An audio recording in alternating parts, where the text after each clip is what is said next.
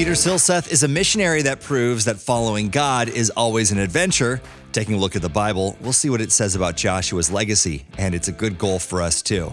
And Spencer Matthews undertook a challenge that challenged him physically and mentally, and how it helped others is running him into the Hall of Heroes. Coming up in episode 109 of Manly with Andy.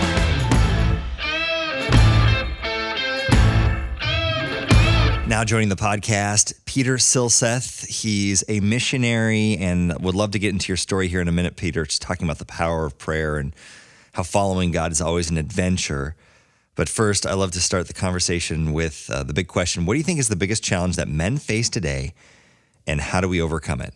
Well, I'm glad to be here, Andy, and meeting you at Lake Harriet Bandshell, connecting that way was cool.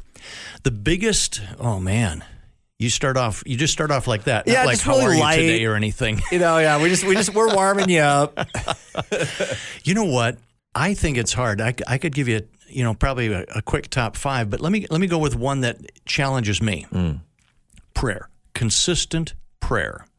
I see that in my own life. There are 2 books I try to read every couple of years. They're novels by Frank Peretti, Piercing the Darkness, This Present Darkness. Yeah. It's an allegory. But, here's the thing that he stresses throughout the books. The angelic beings prevail in the spiritual warfare when the church is united in prayer. And, I read that a couple of years ago. I was really challenged, and it's like I walk my dog for 2 miles. And it's like I go by a public school. The Lord said, you got to pray for this school. Okay. And it's hard to pray for every school in the country, so I kind of do copy and paste. Lord, this. I'd like to extend this prayer out.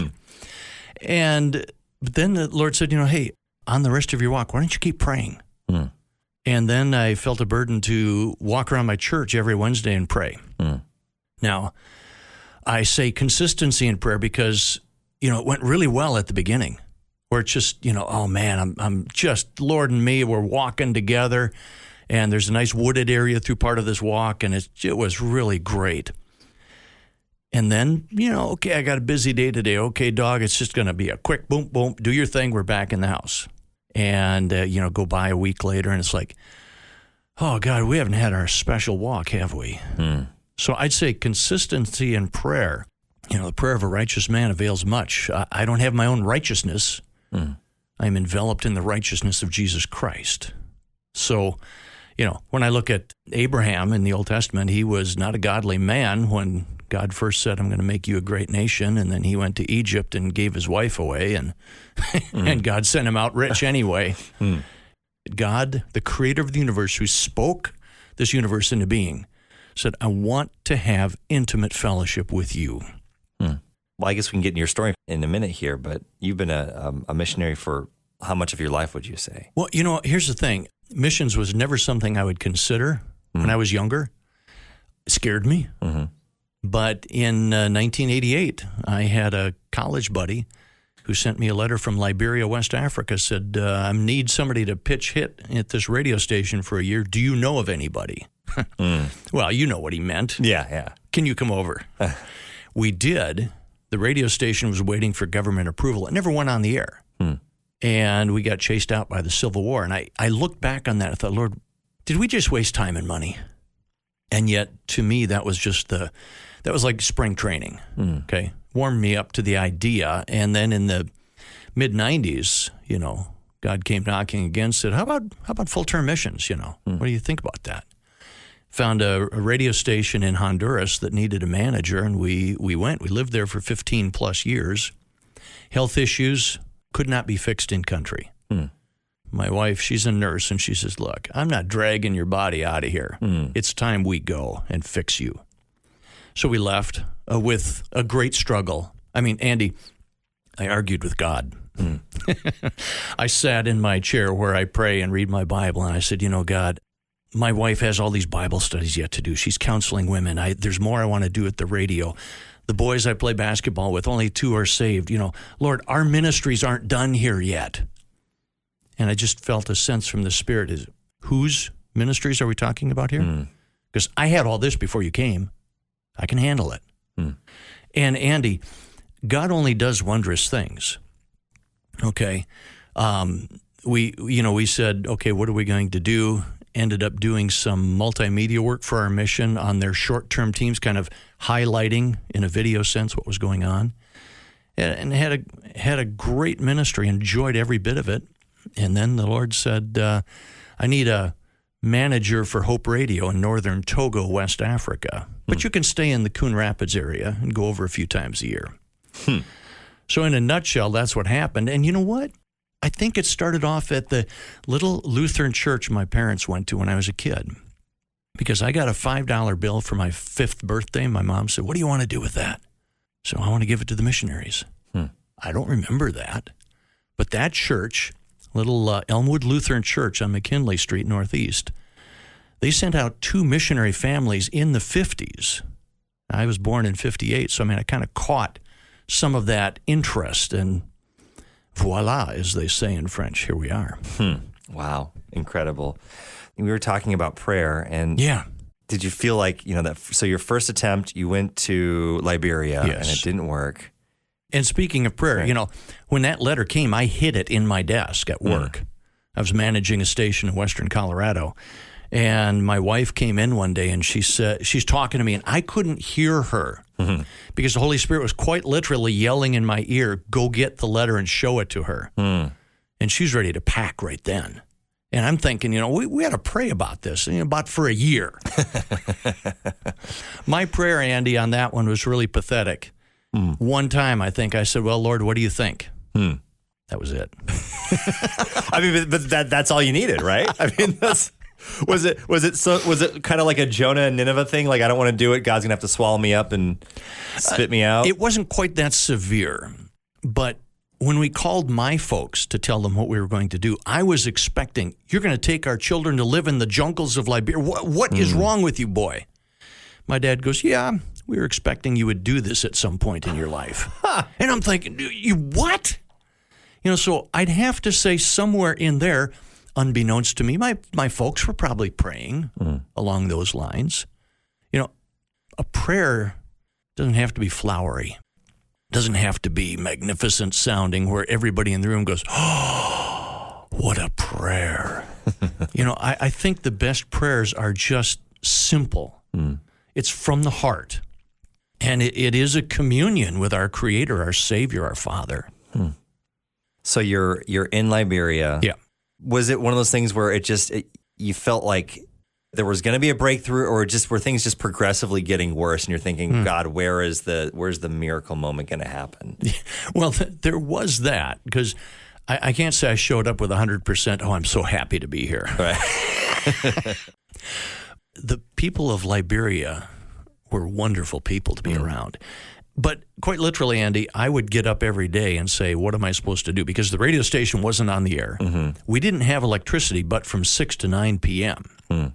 Now, if the station was on, they'd run the big generator and all that, but there was no reason to do it.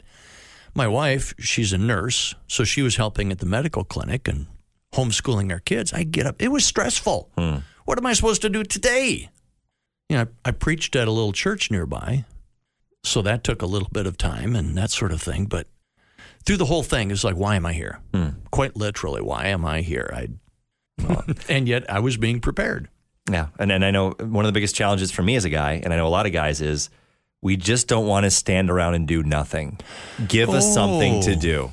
Yeah, we kind of like that, don't we? Like, we don't want to wait. We don't want to wait for God's timing. We want our timing, and we want it now. Well, and it felt like, well, of course, we wait. We think of that verse in Isaiah, they that wait upon the Lord, all that. And I don't know that I spent every day in prayer like, okay, Lord, what are you doing? What are you doing? Work through me, teach me. I didn't pray that. But my heart was, I do want to serve the Lord. I do want to honor him. Trip on that a lot. So I think it was just one of those, call it a wilderness, call it a wait, call it a just living somewhere else to get used to it. So you leave Liberia. How long was it until you went to Honduras? We left Liberia in April of 1990. The Civil War was raging. In fact, we left And we found out later, the next day, the rebel forces moved in and used the house I was in for the rebel leader to have his command post. They watched us go. That was a little unnerving when I found that out. Well, and you think about the protection that was around you that you had no idea. No idea. That they could have taken it. They could have taken you out. They could have. But when God's not done with you, not that you should act on it, but you're kind of invulnerable. I mean, I'm not going to test that too far. So we came back and settled back. I actually settled back in the radio station where I started my career and was content there. I did some part-time teaching in a school and enjoyed it. Had some good ministry things going on, missions committee at my church, things like that. And then we were at a missions conference, and the speaker said, I want to throw this out there. How many of you couples would just say, God, if you want me to go to missions, we'll go? And I looked at my wife, she looked at me, and we go, yeah. So we walked up and just said, in front of our church, God, if you want. Well, then the gentleman who is the president of the mission agency that we went under to Liberia, while we were there, he retired, moved to Minneapolis. Okay, he was teaching over at Central Seminary. And I got to know him. We went to the same church. We became good friends. And he started introducing missionary opportunities to me. One was a shortwave station way up in the mountains of Peru. And another was a recording, the Unshackled program. I don't even know if that's still around. But in Spanish, in Lima, Peru. So we started exploring this stuff, and it's like, that didn't feel right. That didn't feel right. And then this opportunity to manage HRGS Radio, Roatan, Honduras. Andy, Roatan is a little island off the coast of northern Honduras. Whatever you can picture for a tropical paradise, that was it. And you felt God calling you to that tropical paradise. Brother. Here's the thing. Our house was, less than 200 yards from the ocean. And this island is 30 miles long, mile and a half wide. There are several other islands. We touched the coast with our signal. But I could go anywhere on that island and within 10 minutes find listeners. We knew our listeners' audience personally, which was a super cool thing. But then I come back to prayer, and we went with the idea, Lord, we're not leaving here unless you push us off this rock. And he did. And, again, prayer came into all that. It's like, okay, what are you doing? And if I could bring in another prayer, I hated coffee growing up, okay? Mainly because I had tried, and I'm not going to give any names here, but, whatever the grocery store brand coffee was, and I thought, what is the point here? I'll just go to bed on time, and I won't need it. I was in Honduras going back on one of the short-term trips and stayed with a friend who I knew very well. And for a week, he pestered me to try this certain coffee from Honduras. He said, it's really good. It's really good. To shut him up, I tried it. It was really good. So when I would go on the trips to Honduras, I'd drink coffee and finally buy bags and bring them up. And then I got connected with a roaster here in Minneapolis. And he said, you can roast coffee with a popcorn popper. And he gave me a 2-pound bag of coffee. So knock yourself out. And one thing led to another. And my kids were shocked that I liked coffee. I mean, I geeked out, Andy. I had a scale. I would weigh the coffee. I would grind it every morning. I'd weigh the water. I'd do a pour over, all that stuff. My one daughter said, Dad, you need to start a coffee shop and make money. And concurrent with all of this, our mission, as I mentioned to you beforehand, was given a coffee farm in Honduras that they wanted to use the funding to drive local missions. I mean, training Honduran nationals to be missionaries. And she said, make money and send it to that. Well, coffee shop, I don't know if you know this, Minneapolis is one of the toughest coffee markets in the country. For a year, my wife and I just prayed, God, what are you doing? We want to be in the middle of it. Just before we started roasting, we bought a dog. Okay, now you're going to say, how does that fit in? One Sunday we were driving to church. We'd had the dog a few weeks, and we had one of these where you just go deep into the arsenal of argument, pulling out everything, stopping short of nuclear. But we threw some cluster munitions around and things like that, hand grenades. about whose job was to do what. And we both felt like we were being gypped by the other. We got to church. Closed the door of the car. We're still going, right? She walked in. She had nursery first service. I went in. Andy, I mailed in my worship. I was in no frame of mind. Just I'm here. I have a chance to worship the creator of the universe, and I didn't. Went into our coffee shop, and I was just sitting there with this look on my face as you all leave me alone today, right? Well, then my friend Tim came in, and he had been praying with us over this whole, what are we going to do here? He said, Peter, what do you think we're going to do? And I said, I think we should roast coffee. It's going to be easier to get into. He said, yeah, my wife and I have been praying about this. We love to invest in the kingdom. We've been praying for a while. And he said, we want to buy you that $1,600 roaster that is on your impossible to get list. We're going to buy that for you. Now, Andy, I've mailed in my worship. I've argued with my wife, who I love dearly. And God said, your behavior does not impact my love for you. And so, after praying for a year, God said, this is where you're going. And so, yeah, we have a little micro business roasting coffee. We give 20% down to that farm in Honduras, and they've started a co-op for pastors whose churches can't pay them, and they grow coffee. And these pastors are now getting a good price because they're going directly to the United States. I could go all day on that, but I know you have a time limit. No. And I'm trying to, I'm doing a mental clock. I'm not sure where we are, though. We'll talk a little bit. Well, that's a great story. I'm glad you shared that. I don't know if you come out with this when you meet somebody. Do you say, hey, I'm Pete and I'm a radio missionary, or do you use the word missionary? Because I'm sure it's like people that are pastors. As soon as they say I'm a pastor, everyone goes, "Oh, Shields okay. up, shields up." I won't say any bad things around you, pastor." Well, here's the thing. You make a good point, because I'll throw another prayer request I had. Latin America, we knew everybody, and if we didn't know them, they knew us, because we were broadcasting in Mayberry, if you will. Okay, I would be in town waiting for my wife to come out of the grocery store, just watching people go by.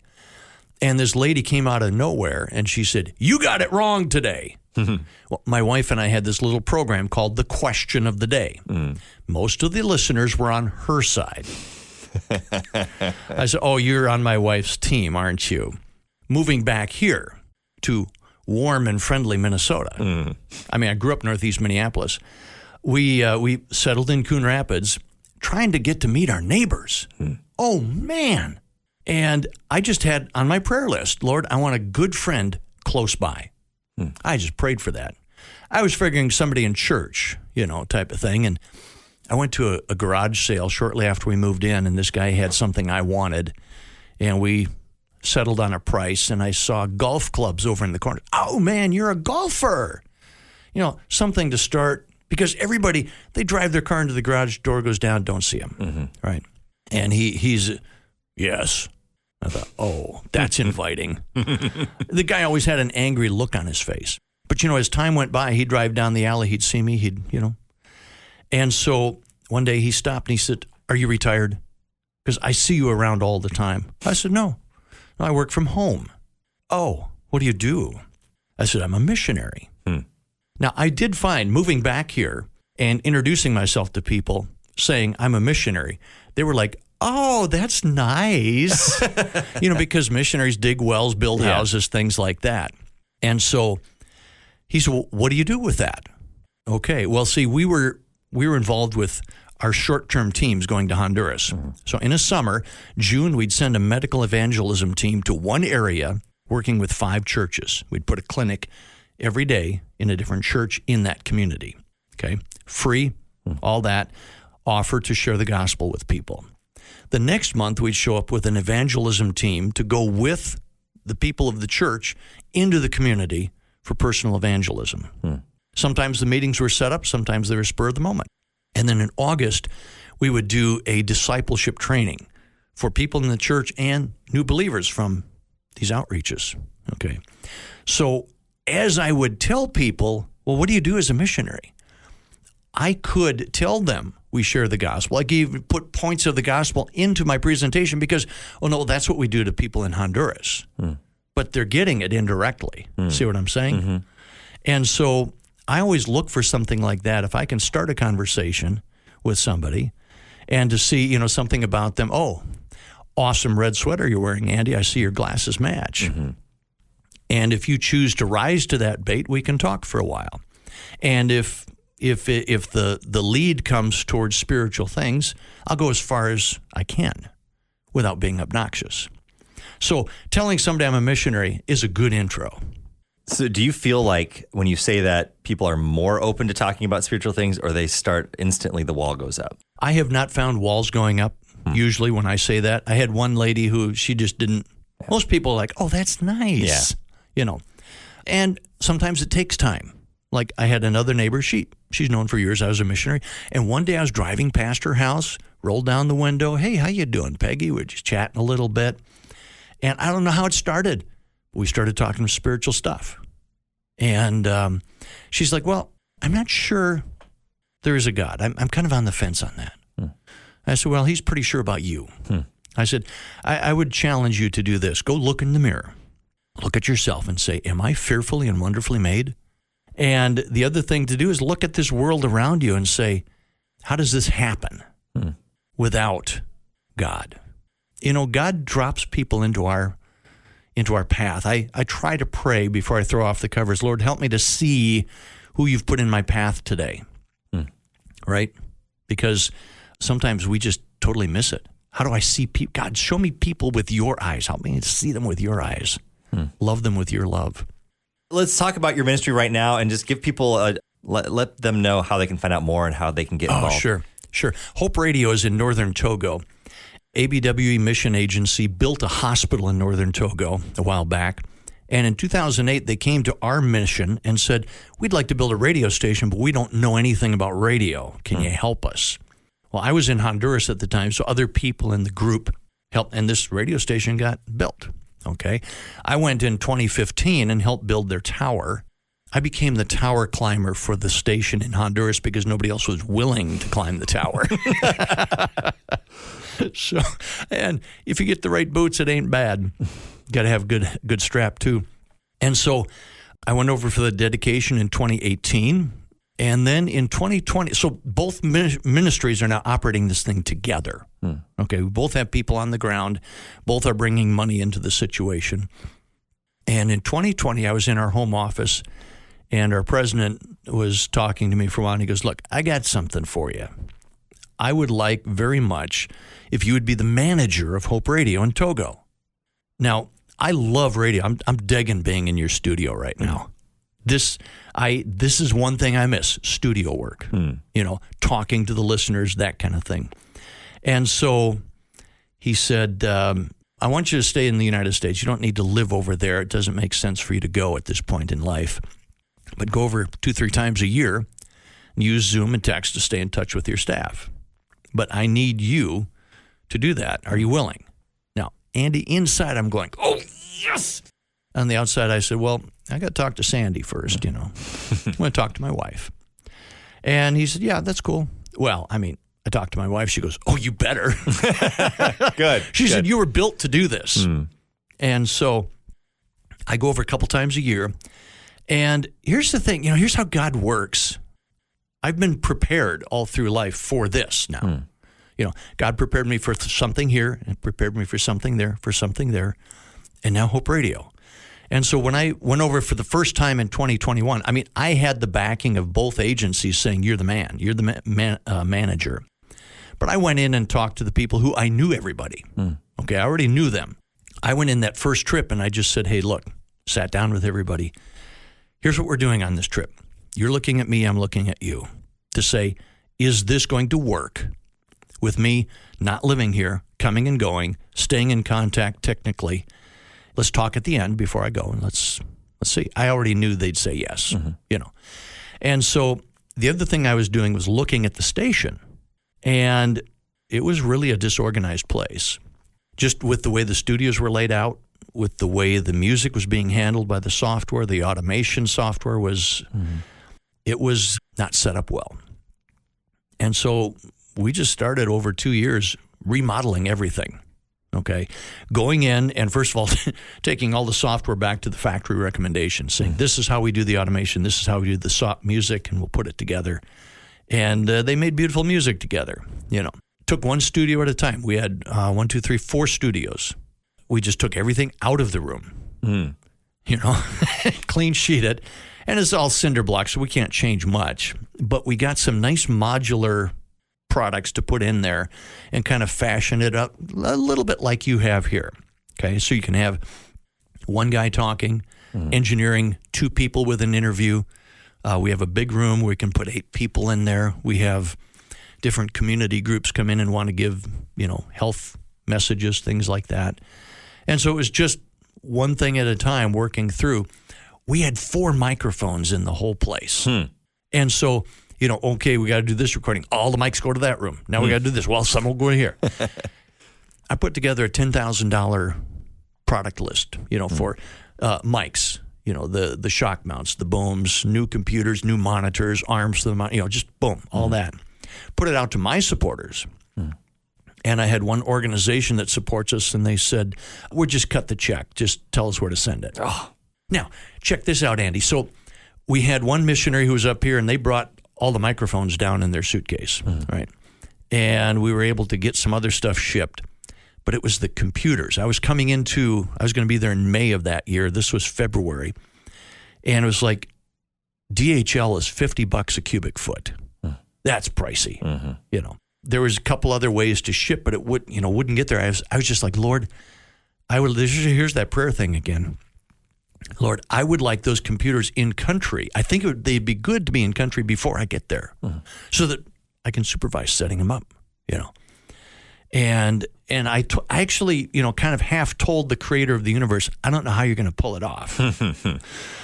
Well, that's where God kind of says, okay, I don't even have to roll up my sleeves here, but Peter, watch this. I'm going to blow your little brain. And so I think it was April. Okay, we have no clear solution in mind. One of the missionaries there texted me, and he says, hey, Peter, I have a friend in the capital, a businessman who imports stuff. And he has 30 Hewlett-Packard computers and monitors. Here are the specs. Will they work for us? Oh, man, Andy, it was more than we needed, spec-wise. And I wrote back and said, yeah, we got the money. Get them. So I'm sure as that was unfolding, God was, Gabriel, come here, watch this. I'm going to blow Peter's mind right now. The computers were in country. And I didn't have to lift a finger. When God decides to do something, you better hang on to something firm. It's cool. That's so cool. Wow. So if someone wants to find out more about what you're doing or get involved or help, where can they go? Hope Radio is it's on Facebook. You can find some stuff going on there. There's always some cool testimonials of somebody who got saved in their village listening to the station. Only Christian in the village wanted to meet a Christian. They walked 20 kilometers to meet one at the radio. Stuff like that. So Facebook would be a good place to go. Hope Radio, just do a search for Hope Radio website on the internet. You'll find it there. It's a great ministry in like I said, in an area of the world where there are villages there that they've never heard the name of Jesus before. And Andy, I grew up hearing that name several weeks after being born. I mean, I was in church all my life. Why am I so blessed to know the Lord, and there are people there who have died without a Savior? Pray to the Lord of the harvest that He sends forth laborers into the harvest. There, it's white. Now taking a look at the Bible, picking up the story in Joshua 24, verse 29. After this, Joshua, son of Nun, the servant of the Lord, died at the age of 110. They buried him in the land he had been allocated. The people of Israel served the Lord throughout the lifetime of Joshua and of the elders who outlived him, those who had personally experienced all that the Lord had done for Israel. So this is Joshua's legacy, that because of what he did, everyone followed Jesus for multiple generations. He didn't just finish his race well. He left behind a legacy of faithfulness. His leadership and example created an environment where the entire nation remained focused on God. Even after his death, the influence of his faith carried on through the elders who had witnessed all of God's works. That's the kind of legacy that we should strive for too. One where our faith inspires those around us to stay close to God.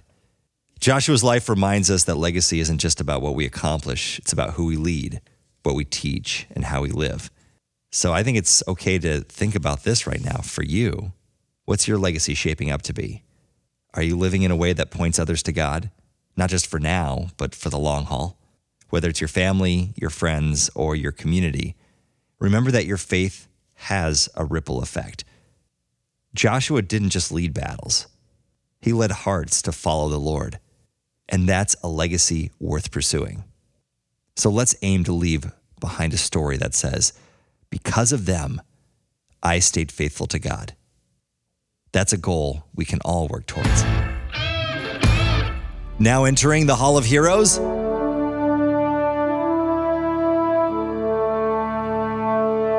Spencer Matthews. In 2024, Spencer Matthews undertook a challenge that would test not only his physical endurance, but also his mental fortitude, running 30 marathons in 30 days through the unforgiving Jordanian desert. Over 1,266 kilometers, he endured relentless heat, sleepless nights, and even meals of boiled goat's head. Battling swarms of flies and crushing exhaustion, Spencer pushed himself beyond human limits, each step fueled by an unrelenting determination to make every mile count for a greater cause. Because Spencer's grueling journey wasn't just a feat of endurance, it was a mission of compassion. His efforts raised over $500,000 to a charity dedicated to supporting small, impactful organizations across the UK. So because Spencer Matthews defied the impossible and used his journey to uplift others, he is officially in the Manly with Andy Hall of Heroes. It's not manly to be offended by everything. Ryan Leake wants to help you become unoffendable. Taking a look at the Bible, we'll see how Israel moved on after Joshua's death, and how Nick Myers and Eric Falconer saved a wayward traveler. It's migrating them into the Hall of Heroes.